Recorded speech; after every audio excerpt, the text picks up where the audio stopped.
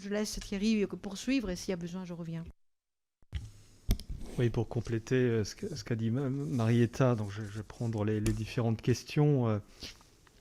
D'abord, Aude, par rapport effectivement aux attributions de l'ERA, ça a été souligné par Marietta, c'est 2022, donc pour l'instant, l'ERA, c'est surtout un concept, surtout que pour l'instant, on parle d'un budget de 150 millions d'euros annuels. Si on le ramène au budget Labarda, c'est 15 milliards, donc il en faudrait 100 fois plus. Donc il faut être très vigilant à ce que va être effectivement le contenu effectif des missions de l'ERA et les moyens qui lui seront attribués.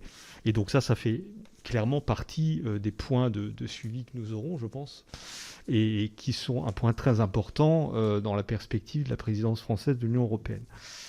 Sur la question du cloud, l'hébergement des données, donc effectivement, je pense qu'on est tous conscients comme vous des problèmes, difficultés que peuvent représenter la préservation des données personnelles, mais moi je préfère avoir des données de santé sur des clouds européens sous couvert du RGPD qu'on améliore que dans les clouds américains ou chinois.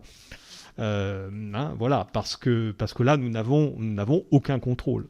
Et je pense que ce qu'on a pu voir comme difficulté, notamment dans les essais cliniques qui ont eu lieu dans l'Union européenne au début de la crise, on était à la recherche de traitement, on voyait la difficulté qu'il y avait de partager les données, d'avoir des mécanismes, je dirais, cohérents d'analyse de ces données. Et donc, ces clouds de santé peuvent y contribuer, comme ils peuvent contribuer effectivement à la création de services conçus en Europe pour la santé de nos concitoyens européens. Vincent posait la question du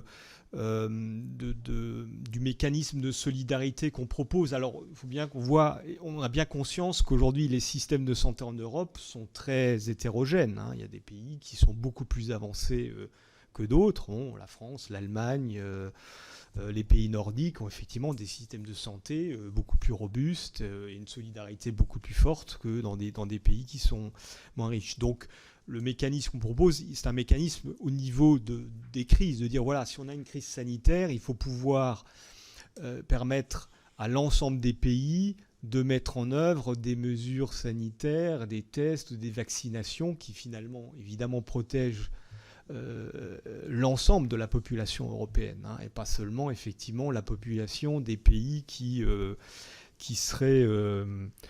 auraient les moyens de cette solidarité.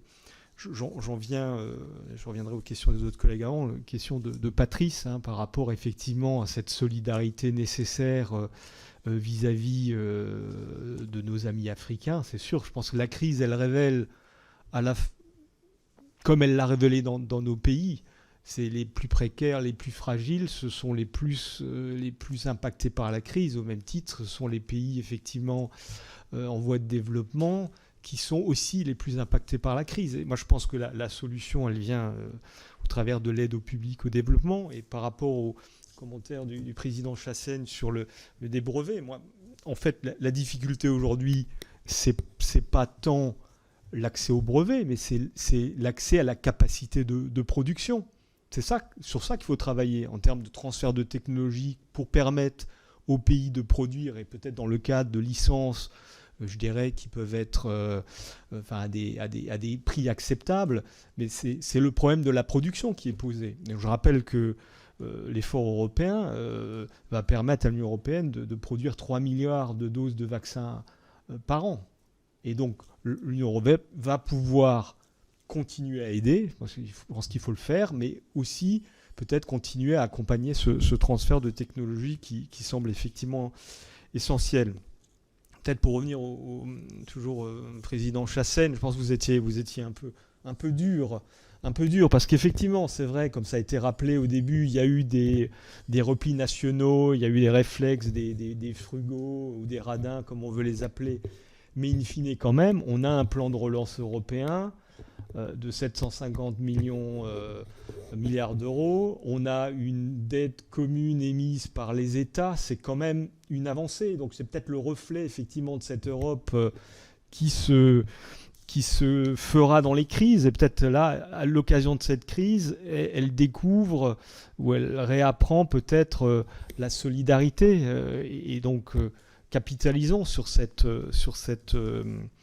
mouvement-là. Donc peut-être par rapport à la question de Nicole, qu'est-ce qu'on peut attendre de la conférence sur l'avenir de l'Europe? C'est justement ce que les citoyens, les corps constitués s'expriment par rapport à cette question de la santé, plus de solidarité, plus d'harmonisation, finalement plus de chance pour tous. Et je pense que, je l'ai rappelé, consultation citoyenne sur l'Europe de 2018, le thème de la santé n'apparaissait pas, n'était pas évoqué.